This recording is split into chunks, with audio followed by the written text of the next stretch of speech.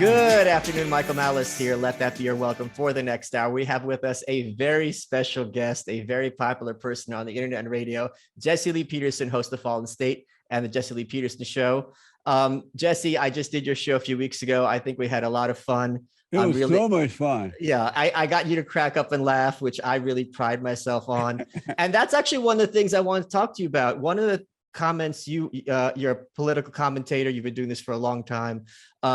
One of the things you often say is that there's no such thing as racism. Can you explain what you mean by that? The word racism is a made up word. It's a lie in order to deceive and to divide and conquer. Our battle is a spiritual battle. It's between good and evil, right and wrong. And every human being has a battle going on within them, a spiritual battle between the mind, thoughts and things like that, which is Satan, which is of evil. And then in the soul of our belly and our heart is a battle with the light, which is of God within us. And so if we get to know ourselves, we will see this battle happening within us, but it will also cause us to understand the battle that's happening on the outside. That is not a physical battle, but a spiritual battle. And the traitors of good, those who hate God, they make up these words in order to distract you. They say, well, it's racism. And how do you prove something that doesn't even exist, right? And so we got to overcome words, and you will, once you return to the Father, you will overcome words. There are people out there who are on the side of evil, and there are those who are returned to the Father, and they are on the side of good. So the battle is going on between good and evil. It has nothing to do with slavery. And I grew up on a plantation in Alabama under the Jim Crow laws. And we knew then it wasn't about race. It was about good versus evil. But so let me ask you this, as you would say, but growing up in the South, are you saying that there's no such thing as prejudice, that people aren't prejudiced against both white people against black people versus white people? No, we all discriminate in one form or another. And so discrimination is what it's called. Either you want to hang out with this person or you don't. Either you want this person at your house or you don't. You want to be married to this one or that one or you don't. And we have a right to discriminate, but there's no such thing as prejudice and all these words that have been made up. It just all is things that people do and say to control you. Look at the way the blacks are doing the whites right now. At first they said it was about slavery. Well, we've been as slaves, so you owe us something. And when that wore out, they said, oh, you're racist. And so they saw that the white people were afraid to be called racist. And they started to use that word for everything because they saw that white people were afraid of that word. So they used it in order to intimidate and control. And then the so-called leaders of the black people, the black leaders and the white liberals, they always use that word for everything. You can want to go to the toilet, and if the toilet is white, they call that racist. They need a black toilet. And so because white people keep falling for that word, and black angry people believe into that lie, so the people who are controlling them are able to use them for power and gain. People like the NAACP, the Congressional Black Caucus, Louis Farrakhan, the liberal whites, the radical homosexuals and lesbians, the abortion people, baby killers, whenever they want to bring forth their perverted ideas, they call it racist or homophobic or man-hating women, all kind of names. And if you are of the world, you will fall for those name calling and you will be controlled. That's why you got to overcome words and see that as spiritual. But you mentioned growing up under Jim Crow. They did have black toilets under Jim Crow. Can you tell me, can you talk about that was like? Were you not treated worse than a white kid in Alabama would have been treated at the same time? No, I was not. I had an amazing life growing up because in growing up, my parents didn't teach us to hate the white folks. They didn't teach us that all white people hated black people. They knew that Jim Crow law was about the Democrats not wanting blacks to be a part of the Democratic Party. And we were told that. And that's why the Republican Party was started by blacks and whites, because the blacks couldn't get into the other party. And they knew that there were decent white people and bad white people. And they told us to judge everybody and treat everyone the way that we would like to be treated. So I grew up in that manner, not blaming all white people for what was happening with some white folks. A lot of people, when they hear the word plantation, they think, wait a minute, how old is this guy? Is he friends with Jefferson Davis? They think this ended with the Civil War. Can you explain to people what a plantation was and what was that like growing up on one? Where the plantation that I grew up on, it was owned by, I believe they were called the Comers or something like that, Comers. And we ran the plantation for them. And my parents and their parents and their parents and their parents and their parents, they ran the plantation. But for us, it was like growing up on a farm. You know, we would plant peanuts and sweet potatoes, and we had a barn where we had to feed the cows and the horses. I had my own 2 horses. My grandfather gave me a couple of horses of my own. It was really just growing up on a farm. No white man came around and beat anyone and then followed us around in the cotton field. They were on horses and beaten up with whips, and we just lived our life. We had my parents, we had the grandparents, and we just lived our life. They took care of us. We went to church once a month, and it was just amazing. It wasn't what the traders are telling you now. They have rewritten history. They have rewritten about slavery, and it makes it look like slavery is happening right now. And that every black person that grew up on a plantation, somehow or another, the white man was just raping, robbing, and killing. And it just wasn't true at all. Are you a fan of Zora Neale Hurston? Because she came from Eatonville, Florida, which is an all-black town. She became a member of the Harlem Renaissance. And she was saying similar things, that this kind of like bougie white prejudice towards the South was really not rooted in fact. It wasn't. I don't know who that is, but she's right about that. As a matter of fact, I remember I used to go up to Indiana. After a while, my parents moved up there, and I would go visit them. And in the area of Gary, Indiana, where my parents live, they own their own homes and they live in a community. And the community had white people, blacks, and others. And then we would go up to Chicago to visit, and it was a mess up there because a lot of the blacks that left the South, they went to Chicago and they moved into projects. And as a result of that, they were fighting one another, killing one another, having a bunch of babies out of wedlock. And my parents at one point wouldn't even allow us to go over to Chicago because they were afraid that we would get killed or hurt by some other black people, the Black Star Ranger and all those people. And so we were not allowed to go there because it was violence going on then, because they relied on the government rather than relying on themselves. Where with my parents, they took care of themselves and their own children, and there was peace in their community as opposed to other communities. So one of the things I do on Twitter, let me explain this to the senior citizen, is I troll people. And what trolling means isn't just being a jerk. It's when you, through your actions, cause someone else to become a performer. Now, if people go on YouTube, they could look up Jesse Lee Peterson's greatest hits. There are many, many interviews of you where you're sitting there just like you're talking to me now, perfectly calm. And the person you're interviewing increasingly loses their mind, starts taking up the mic. They say they want to leave. They start screaming. And you're sitting there with no expression, just asking the same question over and over. What is going through your head when you're watching these people lose their minds over basic questions? It's like looking at a movie.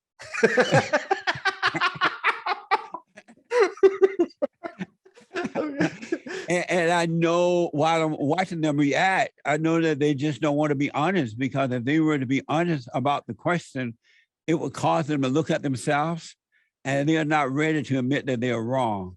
And that's why they don't want to tell the truth. They don't want to respond to the question with the truth because they're not ready to overcome the fallen state yet. How would you advise people to, is this something you've always had the ability to do, to be like perfectly calm when other people are losing their minds around you, or is that a skill you developed? Well, what happened was I moved to Los Angeles at the age of 18, and I started to examine myself. I'm out here on my own. My aunt and uncle was here, but for the most part, I was on my own. And I realized I was a beta male. I was so weak. Beta. Beta Beta. male. And I realized that I was emotional. I had doubt and fear, and I wanted to overcome that. And so I would go to different churches around LA, the Black churches, and I would ask the preacher, what's wrong with me? Why can't I overcome these emotions? And at that time, I was a slut maker, so I had a lot of women, right? But I couldn't deal with them when they got angry. Yeah. I found myself being an appeaser to women and all that kind of crap. And so finally, long story short, I asked God to let me see myself because I didn't know myself. The preachers were not able to help me. They would say, oh, you need to read the Bible more. You need to pray more and do this. And I was doing all those things, right? And so I realized I didn't know myself. So I asked God one day to let me see myself. And I realized, he caused me to realize that I resented my mother, who resented my father. And she had tried to turn me away from him because of her resentment toward him. And I didn't like that. So I was angry at her about that. Even though I didn't know I was angry about that, I knew I wanted my father, but I didn't know I was angry about that. And when I realized that, I knew I had to forgive her because when you resent someone, you become like what you resent. And that's why any man that has anger, oh, gotta ask you, Michael, do you have anger before I say this? No, sir. Not toward you, that's for sure. No, do you have anger, period? Some, yeah, when I hear about things like people hurting children or things like that, that really gets me angry. It makes you angry. Well, any male that has anger is a woman. Uh-oh. Well, I have been peeing sitting down, so now I can understand why that's been happening. Thank you, Dr. Peterson. Amazing. What happened is, in all children that are born of their mothers, they're in a fallen state because we were born into families that are not perfect. The mother and father are not perfect, right? And so what happens is your mother turns you away from your father because she has this spirit of jealousy about the father. She can't help it. And so any of the children that become one with the father, she will attack you and make you seem like the bad child and make the other children seem like the good child, the good children. So what happened was, when you resent your mother, you take on her identity. You start to have a illogical mindset. You become emotional. You have fear and doubt and worry and insecurity. The woman become your God. And every woman you get involved with is mama. And that's why men end up becoming the boy, and the wife or the girlfriend become the mama. And so I realized that, and I went and forgave my mother. I said to her, long story short, you know what? I have resented you all my life because you tried to turn me away from my father. And I thought you were a mean person for that. And I resented you for that. And you were impatient, you imposed your will. But I realized now you can't help it. You could not help that. And for me, my mother apologized for that. Oh, wow. Yeah, she said, you know what? Most mothers are not going to apologize. So they're going to get angry or try to blame you or blame your father or blame the cat, the dog, somebody. But my mother apologized. And in that very moment, my whole life changed. The spirit of anger that was passed down to me from my mother, God took it away from me and he gave me perfect peace. And that was 32 years ago. And from that point, I have been able to deal with things in a perfect way without being angry because I see that it's not personal. When people get mad, when they call you names, when they lie on you, they gossip about you, they can't help it because they have no peace. And so that anger that they have is causing them to do the things that they wouldn't do if they had love. But he took anger away from me, the spirit away, and I no longer have it. And so far, I don't take things personally. I understand that people just can't see. Do you think, one of the questions you ask on the hot seat, you have this at the end of your show, you have this hot seat where you ask for your guests a rapid fire series of questions. One of the questions you often ask is for men is, should a man ever share his problems with a woman? And it seems like your answer is no. Am I correct that your answer is no? Right. A man should never, ever, ever, ever, ever, ever, ever, but never, ever, ever, ever, ever, ever, never, ever, ever, ever show or share his weakness with any woman. I don't care if she calling herself mama, preacher, psychologist, psychiatrist, counselor, whatever, evangelist, whatever, because it's not in a woman's nature to handle the weakness of men. Women look to men in the way that men should look to God. And so when you tell a woman your issues, first of all, she doesn't have the right answer to give you to tell you how to overcome it, but they will hold that against you the rest of your life. They judge you on that. You can have this issue today, 10 years go by, you don't have it anymore. You're now walking on water. She's going to judge you. I remember when you used to do this or that, right? Because she doesn't have it. Women cannot help men. They have no logic. They have an illogical mindset and they're very emotional. And everything they do is based on that illogical mindset and how they feel about it. Women look to men. Men look to God. A man should never let any woman know his weakness. But wouldn't, like, let me give you a counterexample. I have one sibling, it's my sister. If I'm having an issue with my mom and my mom's being all silly, would it be a mistake from your opinion to me to ask my sister, how should I deal with her? It would be a horrible mistake. Horrible. Okay, why? But she would only want to have the insight. Because your sister don't have insight. On my mom, she does. Like, we're the she only may ones. know your mother's crazy. Yeah. But she doesn't know how to solve the issue. Well, if you ask me, I would tell you, hey, Michael, go to your mother and apologize for resenting her. She cannot help it. And when you forgive her, God will forgive you and he'll make you free from your mother. You become an individual.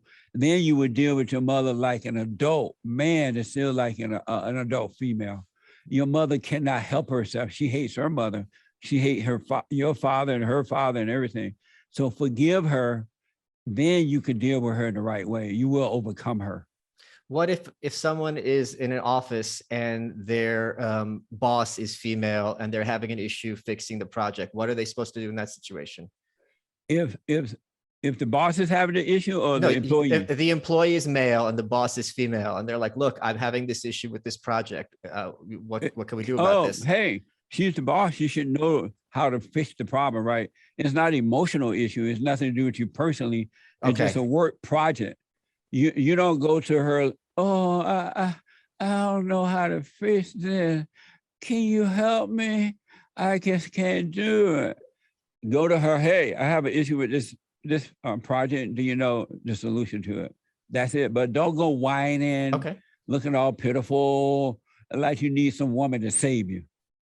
You have this expression you always use, which is my favorite thing you say. You refer to the children of the lie. Yes. What is the lie in the children of the lie, and where did you come up with this expression? Well, the lie is coming from the children of Satan, and Satan is a liar. So anyone who has not returned to the Father are children of Satan, and they use things to deceive you in order to control you. So today I call the liberal media, and now comes some conservative media, children of the lie, the Democratic Party, children of the lie, the rhino Republicans, children of the lie, the radical homosexuals and the radical blacks. They're all children of the lie. They're children of their father, the devil. And they don't want you to be free because they need you to be afraid. They need to control you so they can have life for themselves. And they're socialists, and socialism is about controlling someone else. And so I call all of those people the children of the lie. Where did you come up with that expression? It just came out one day. Well, maybe it came from the devil. You don't know. The devil whispers in everyone's ear. Satan doesn't want you to know that he's a liar. Exactly. It was once I overcame the spirit of anger, I can see the rest of the world around me, right?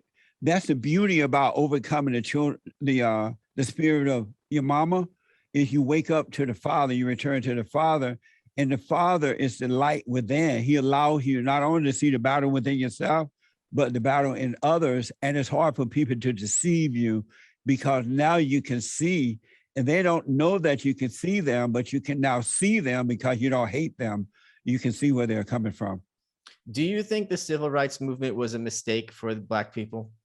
The civil rights movement was one of the worst mistakes that ever happened to Black folks. And the reason I say that, because prior to the civil rights movement, Black people, for the most part, were decent people. They didn't hate their fellow man. It was an embarrassment to get pregnant out of wedlock, so they would get married. They believed in the God, the Father, the God, Christ, the Father, the mother, the children, right? And the parents raised their children to the best of their ability and the right way to go. Black people did not have leaders. For a Black man to even say that he wanted to be your leader, you would blow his head off or something, right? It's so crazy. And so they didn't have leaders. They believed in their parents, and then their parents believed in God. So that order was there. The civil rights movement came along, and after a while, under Martin Luther King and all those guys, and at some point, and let me just say this, prior to the civil rights movement, all the Blacks that I knew were Republicans. They were not Democrats. And so the civil rights movement came along, and after a while, they made a deal with the Democratic Party that we would sell the Blacks to you. We would get you votes. We would sell the Blacks to you. I want you to give them welfare, take care of their children, public education, all that crap. But we want to be their leaders. And so they convinced the Blacks, we are your leaders. We're the civil rights leaders. We know what's best, and the government going to take care of you. You cannot have a father in the home, though. And the Blacks fell for it, and they started getting rid of the children's fathers. They started having babies by everybody and their daddy. The women did. The government took care of them, and Jesse Jackson, Louis Farrakhan, and all those people became their leaders, and it's just been downhill ever since. They became group thinkers rather than individual thinkers, and they have not recovered. They have only gotten worse rather than getting better. So was Martin Luther King a child of a lie? You know, at one time I thought he wasn't, but the fact that Martin Luther King agreed to that, and I remember when he was agreeing to that, and I was a little surprised. And even as a young person, I was thinking, why are they going along with that? You know, we don't need leaders. We don't need the government like that. But on that part, he definitely was a traitor of the Black community, for sure. What kind of reception do you have when you talk to Black people at issues like this? I'm sure they've never heard this perspective often. I'm sure you get a very hostile reception. Well, most of them, they get upset and overreact, and they call me names, you know, Uncle Tom, sellout, whatever bad name they can call me, they would call me that. Because once they lose the debate, they start personally attacking, right? Not realizing I don't care about that. You can call me whatever you want. It doesn't matter. Mike, did you know I had the Coon Award? No. I have the Coon Award. What is that, a train? Yeah, this is a Black Sellout Award. This is a Plantation Celebration Award. Wow. This is what the Blacks give you when you are no longer part of the Democratic plantation. You become an individual. They hate you, so they give you the Coon Award. Well, and go ahead. And I've been called Uncle Tom. So every bad name in the book, they have called me that. But then there are other Blacks who are seeking to understand. They know something is wrong, but they don't quite know how to overcome it. When they hear it, they wake up and they go free. They realize a spiritual battle. And so it's those that I'm trying to reach. I'm trying to reach the one, not the 1,000. Only one out of 1,000 may find a way, and that's the one I'm trying to reach. And the rest of them can just suffer and die. No sweat off my back at all. Well, is that kind of like W.E.B. Du Bois's idea of the talented 10th, that really it's the 10% who are kind of making it happen, and those are the ones you have to look out for? W.E.B. Du Bois was an enemy of Black people. He was a socialist. Communist. He was a member of the Communist Party, yeah. Absolutely. And the talented 10th wanted to be the leader of the rest of the Blacks. They wanted to think for them, tell them I see what you're saying. Who to vote for, what to do, when to do it. And he eventually moved to Africa or somewhere, and he denounced his citizenship here in America, and he died over there somewhere. But they wanted to lead the Blacks in the way to go. In the good old days when I was growing up, Blacks would not have allowed that to happen. But once the civil rights movement started, that's when they really took over the hearts and minds of the Black people. As a matter of fact, they hated Washington, Booker T. Washington, because he was a free thinker. He didn't hate the white man. And Booker T. Washington was born enslaved. Yep. His parents were sold in slavery. They were separated, but he never blamed or hated the white people for it. And as a result, he was able to get help along the way of life. He went on and he founded the Tuskegee Institute. Yes. Used to be one of the greatest institutes around. And then he was invited by different presidents to the White House and different things. But W.D. Du Bois and others, they hated him. They thought he was a sellout as well. One of the things that you talk a lot about is illegal immigrants, right? Which do you think would you rather have? 1,000 more illegal immigrants from Mexico or 1,000 more New York Times journalists? Wow, they're both the same. You think they are? If I had to take a choice, even though I'm not for illegal aliens coming into my country, I have to take the 1,000 illegal aliens over to New York. The reporters, the liberal reporters, they're all enemies of America today. They are great deceivers. They are children of the lie. Hey guys, I want to talk to you about one of my absolute favorite sponsors, someone that's near and dear to my private parts, and that is Sheath Underwear. If you go to sheathunderwear.com and use promo code Malice, you get 20% off your order. What makes Sheath so unique? Yes, it's made from this moisture wicking technology, keeps you nice and cool, especially in hot weather. Bobby, who founded the company, was a vet, spent a lot of time overseas in hot climates. But what makes Sheath unique is their dual pouch technology just for you hunks, such as myself, that keeps one part of your anatomy in one pouch, another part of your anatomy in another pouch. They've got a bunch of new lines coming out made with bamboo.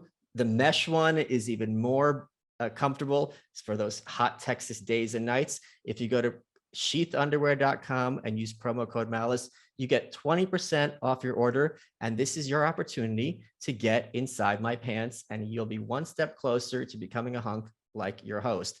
They also have a line of women's underwear. I don't know how that works. It doesn't matter because women don't listen to my show anyway. And if you heard what Jesse just said, we shouldn't be paying attention to the names anyway. Hey guys, want to take a second, talk to you about Fume, a sponsor I really am glad came over with us to Podcast One. What Fume does is it's an alternative to smoking and vaping, and it helps you quit those bad habits by they have a it looks like a steampunk vape, and it uses the powers of the world's super plants. So you have something to do with your hands when you have that meal, you're at a party, and you don't know what to do when you're craving nicotine or you're craving a vape. There's no smoke, no vape, no harmful chemicals. If you go to breathefume.com, BREATHEFUM.com/Malice, you get 10% off your order, and you can get, it comes with one fume and 4 packs of cores designed to stop cravings and get you on the path to being nicotine free. They've got one with lavender. They've got a citrus one. There's a bunch to experiment with. A lot of fun to try. And most importantly, it'll help you be healthy while looking cool and not being anxious in the process. If you go to breathefume.com/Malice, you get 10% off your order. And that's FUM. Great company. And I'm glad to be able to support their work. Let's get back to the show. Hey guys, this is Kale Lowry. And this is V. Rivera. We're the hosts of Baby Mama's No Drama. Every Tuesday, we talk about parenting, co-parenting, lifestyle, and sex. Pop culture, current events, and pretty much all the things you want in one podcast. So download and subscribe on your favorite podcast app. Listen to us every Tuesday and join us with all the tea.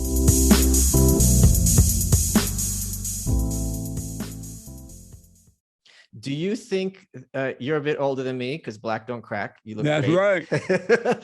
Do you think you're old enough to remember, I'm sure, how the press treated Reagan? Was Reagan treated worse than they treated Trump, or was it about the same? They treated Donald Trump way worse than they treated Ronald Reagan. They were hard on Reagan. They didn't like him either, but they hate the Great White Hope because the Great White Hope took no mess. Yeah. He exposed, it didn't matter if you're a rhino Republican or Democrat or black or white or male or female. He was just honest about you. He was about making the country great again. And he exposed them, and they did not like that at all. And he was getting the support of the voters. And they really didn't like that because they thought they would never get back in power again in order to deceive and control the people. So there is no comparison, really. They treated, and they still hate Donald Trump. Oh, yeah. Even though he's gone, they hate his voters, they hate his supporters, they hate his name, they hate anything that Donald Trump has anything to do, because Donald Trump is a straight, white, conservative, Christian man of power. He is of love, and they can't get to him. And when evil cannot get to you, to get you to overreact, to become angry, it will do all it can to destroy you. Yep. And all this mess that's going on right now, the Department of Justice want to call the parents terrorists who are trying to protect their children from critical race thinking and wearing masks to school. They know that those are Christian white people and supporters of Donald Trump. And that's why they want to get rid of them, because they don't ever want Donald Trump back again. And so they're trying to stop anybody who support Donald Trump. It's all about that. They hate Christian, they hate Christianity, and they hate the supporters of Donald Trump. One of the things I know that you hate with all your, I want to say hate, but disagree with all your heart, is things like the 1619 Project, what the New York Times is doing, where they're basically trying to redefine America as basically being a country built on slavery and everything's about slavery. But let's go back to that a little bit. Do you think the Civil War was a mistake? Do you think the North should have let the South secede? I got to ask you this first. You do know who the Great White Hope is, right? Yeah, you asked me this when I was in your show, Jesse. But I want your audience to know. Oh, okay, fair enough. Oh, Don, you're a little controversial. You're talking about illegal immigration. I said it's illegal. I rest my case. do you think the North should have let the South secede? Was the Civil War a mistake in your eyes? You know, it's a good question. I like the fact that we all became one nation under God, right? But when I look at what's happening now, it looked like we're on our way back to another civil war. Yeah. And it looked, even though I'm hoping that we can turn this thing around, it looks as though we're going to become like South and North Korea. You're going to have one part of the country split from the liberals. You're going to have the other part controlled by Christian conservative. And I really don't want to see America become that way. I really want us to be one nation under God. And we can be that way if the Christians overcome fear, if they overcome being called names, races and all that crap. And if the men were to return to the fathers, because the power is in the man, not in the woman, right? God over Christ, Christ over man, man over woman, and woman over children. If men were to become men again, we can bring this thing back without having to be divided, without a civil war again. We don't need a civil war. We just need to bring men back so we can bring back the order of God, because women are weak and they will follow a man. They have no other choice. It's just that the men have been destroyed in the homes and in the schools and in the workplace till we don't have the power of the man to turn the country around right now. But let's suppose someone was in a marriage and after a few years, he realizes this woman is just absolutely terrible. She's a horrible person. There's no hope for her. There's no getting through to her. And I don't even want to waste my time. Would you advise him not to get a divorce? I would advise men to overcome mama, return to the fathers. Okay. And then if they are married, they would have, because God will take away that female nature, the anger. Any man that has anger is a female. He think like a woman, he act like a woman, he overreact, he's emotional, he look to the woman, right? Because the woman is the man God if he hate his mother. But that role will reverse when he overcome mama. And what will happen, he will have the patience to deal with his wife without overreacting to her, without catering to her ego. And in about 50 years or so, she will start to come around.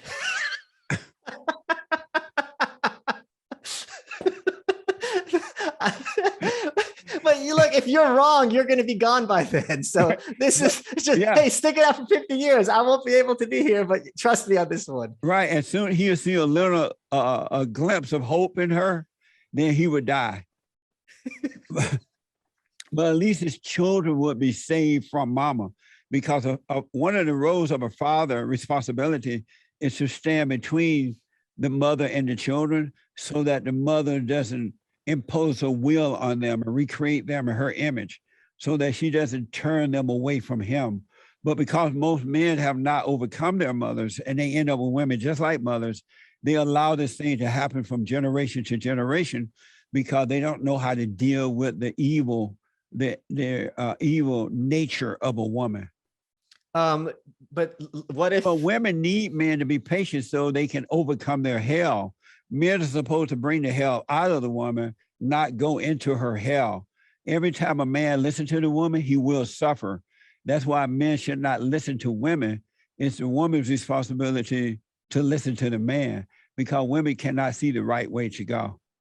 But I think I'm sure you'd agree it's very different when you're talking about a nation as opposed to marriage where you made a vow of matrimony, right? And after a certain point, isn't there a need to kind of cut your losses and be like, look, there's no getting through to you people. And even if there was a way to get through to you people who disagree with me, what's the point? I just want to live in my country my own way. So let's just split this country up. Yeah, people who are not ready to overcome, you try to point the right way and they won't. You just let them suffer and die, but you go on and live your life. You become a perfect example and just let them suffer. Sometimes in suffering, it will wake people up. Oh, sure. And so we shouldn't try to stop them from suffering. And so, you know how the blacks are out of control right now, right? Sure. The blacks are a mess, huh? If you say so. Did you ever imagine that the blacks can be so bad? This is my show. Wait, when people ask you questions on your show, you get upset. You're not playing that trick on me, Jesse Lee Peterson. I know your games. I know beta. Amazing. And so what we should do and what I'm doing and others are starting to do is let the blacks know, no, you're wrong for the way you are. It has nothing to do with racism. You have no morals. You have no character. You came from screwed up parents. You need to forgive and take control of your own life rather than catering to them, rather than giving them everything that they beg for, because we have given the blacks so much over the years. We gave them the civil rights movement. We allowed them to go to the white schools. We allowed them to move into white communities. They wanted to eat in the white cafes. And finally, white folks said, all right, y'all come on in. And then they wanted to go to the black schools, so we let them in there. And then they wanted the white woman. Did you know that black men used to be mad because the white man wouldn't let him have their women? Well, of course, this is historically, yeah. Yeah, and they wanted the white woman. So the white man like, all right, you can have my woman. So they got the white woman. Now they want reparations. Now they want to defund the police. At what point do we say no to these people? We got to say no to them. And we got to bring back the police departments, the police officers, right? They're officers. We got to have tough laws on the land because these people are not following the laws of the heart. They have no heart. We have to have tough laws out there or we all going to suffer for it. Look what is happening, Michael. They defund the police. Black people going out of control. They're robbing in daylight. They're going into stores. Cameras are on. Other shoppers are there, and they don't care. They're just stealing and expecting to get away with it. They're letting inmates out of prison. Crime going through the roof. At what point do we say no to them? We gotta say no. Otherwise, they're just going to they act like wild animals. I saw an interview you did with Yaron Brook, which was very funny because he was losing his mind completely. And you were sitting there perfectly calm, just asking him matter-of-fact questions. But one of the things you said in that interview, it made it seem like you thought that if America lost its white majority, that America would be ruined as a nation. Is that your belief? The proof is in the pudding. Look at what happened. Every time you let the blacks take over, they turn into a ghetto. Look at their neighborhoods. Look at their children. Look at their schools, look at their everything they put their hand on is turned to dust, right? I remember when the fallen Messiah ran for president. You know who that is, right? Well, there's a lot of them. Which one? There's a greater one over them all, Barack Obama. Oh, okay. The fallen Messiah. When he first announced that he was going to run, I'm like, no, do not elect Barack Obama. He would turn America into a ghetto. But no, the white people voted for him because they thought, well, we give the black people if we give black people a black president, maybe the blacks would know then that we don't hate them. We're not about racism, right? So they gave them Barack Obama. Look what happened. It's been downhill for the country ever since then. Black Lives Matter came about. And you know who Black Lives Matter, right? Of course I know who they are, yeah. A far left, liberal, socialist, radical organization that was founded by a bunch of fat, black, radical lesbians. And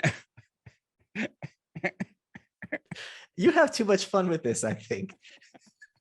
and they were chanting, what do we want? Dead cops. When do we want it? Now. Pigs in the blanket, fry them like bacon. And people started killing cops in Texas and other areas, right? What did Barack Obama do? He invited them to the White House. Instead of putting those folks in jail for inciting that kind of stuff. What do we want? Dead cops, right?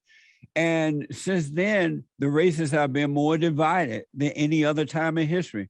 And it's because they elected a black president. I am telling white people right now, y'all need to be making some babies. We need more white babies, because if white people become the minority in this country, it's over for America. Black people will turn it into a ghetto.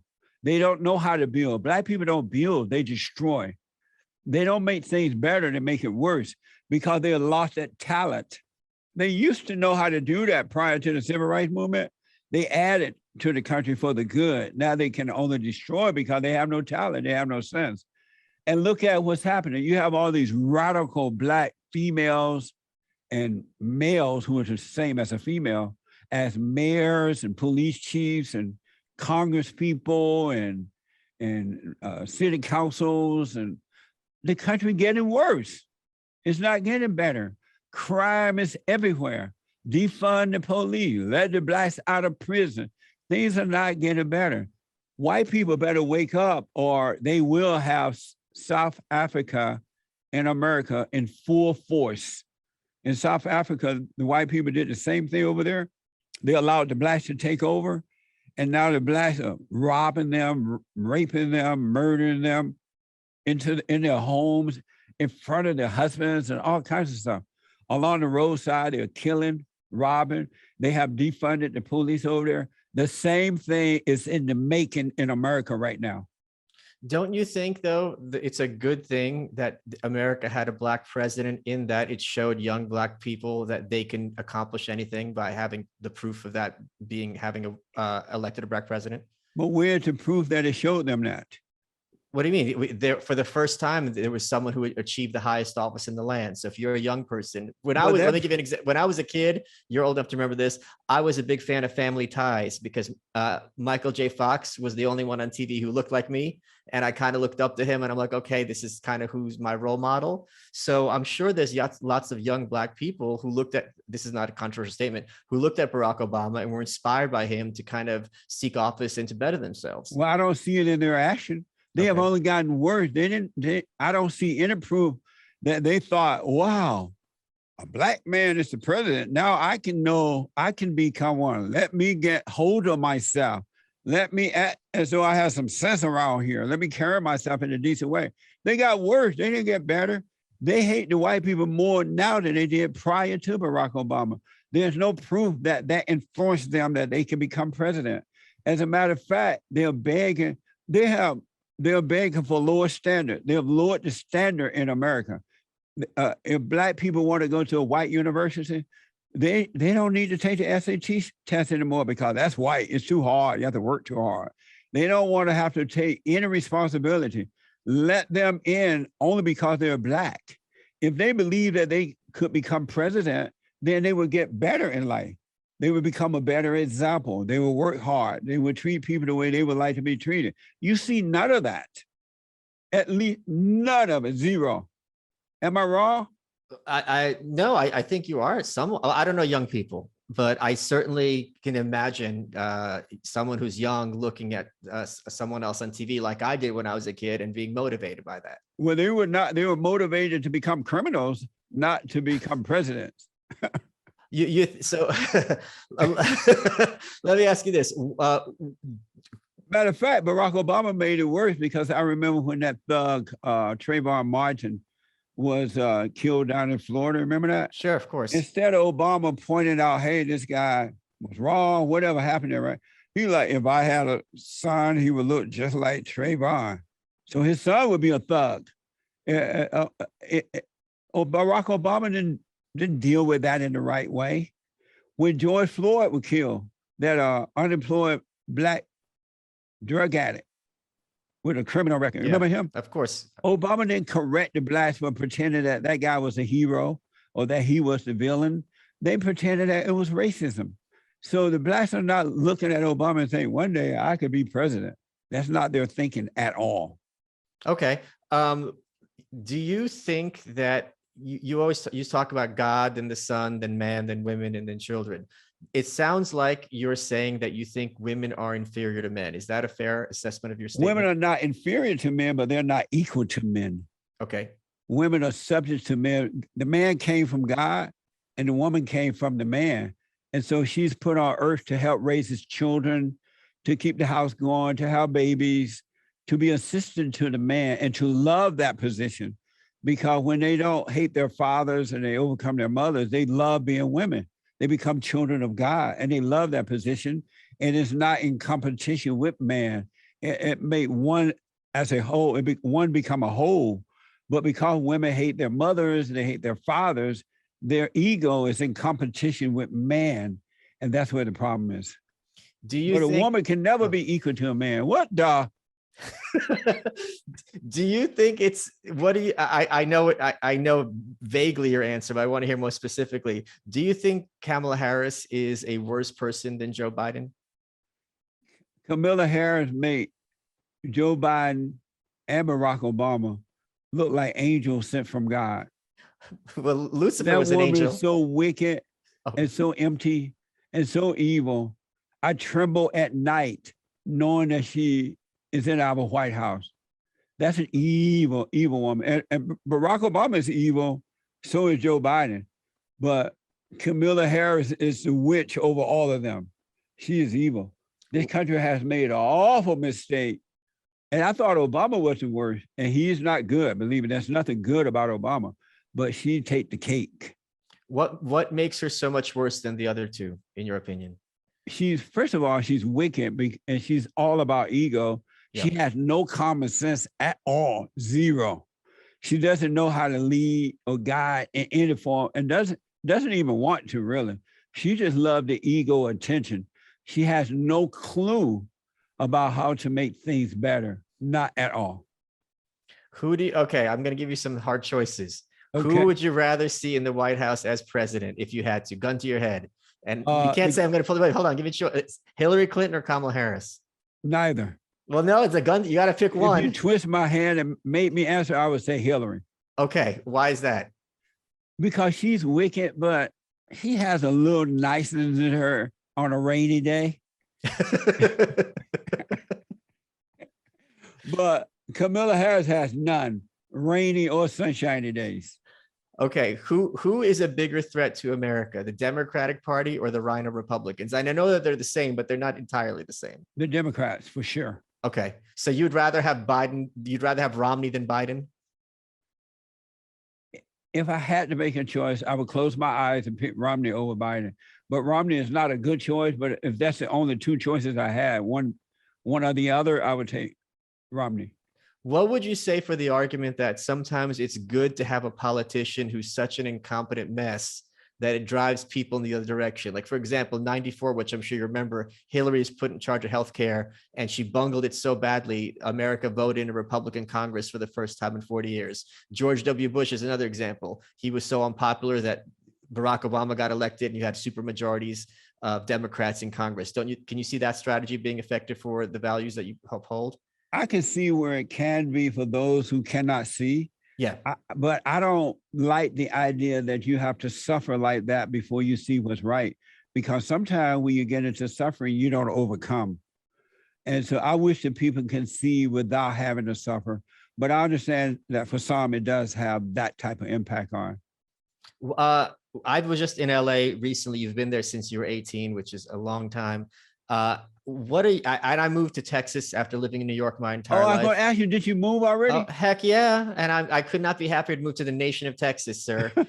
What are your thoughts as to what's happening to Los Angeles in the last few years? must be heartbreaking. When I first moved to LA back in 1968, Wow. September of 1968. Summer love. That's right. I got off the plane, Mark, and I thought I had walked into paradise. Okay. It was so beautiful. It was beautiful weather, still beautiful weather, clean, opportunities everywhere. People got along for the most part. No homeless people all around, no beggars, no bums, jobs everywhere. I bought my first home at 25. Wow. And every time I wanted to increase my salary, I would move from one job to another one. Jobs are everywhere. It was paradise on earth. Now that paradise is a nightmare. Yeah. You have homeless people everywhere, everywhere. And it's not uncommon to be driving down the road and you see homeless people taking a dump on the sidewalk and you driving right by there and they're taking a dump. Illegal aliens everywhere. You can't even move about without running into a Mexican. I'm like, what the?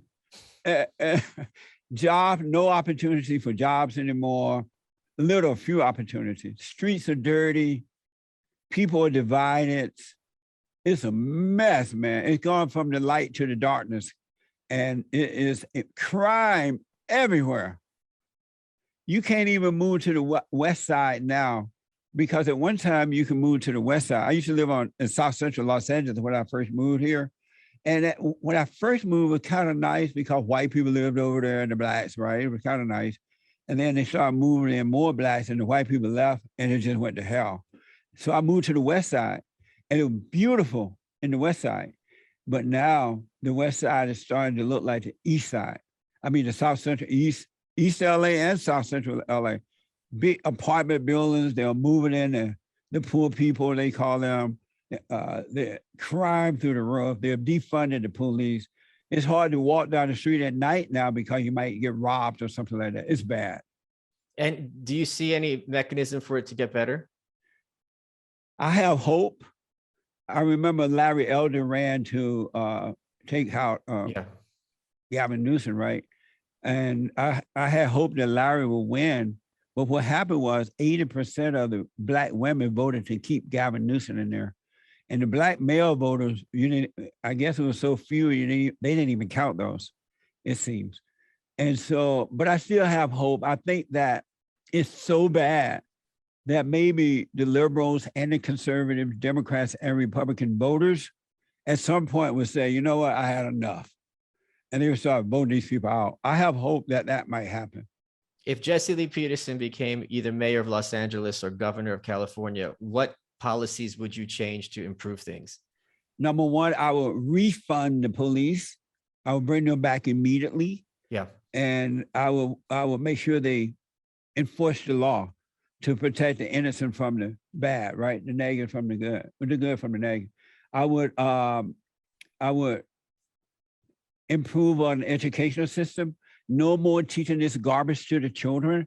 I would want reading, writing, and arithmetic. Yeah. I would bring back trade schools because when you learn how to work with your hands, when you know a trade or you know how to work, you're going to always have food on your table. You'll be able to take care of yourself. I would have less government. We would work for the people instead of working against the people. I would shut down the borders. No more illegals.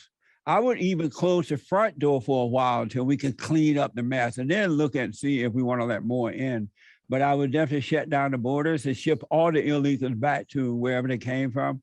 I would make California great again. Jesse, we're running out of time. What has been your favorite part of this interview? Your attitude.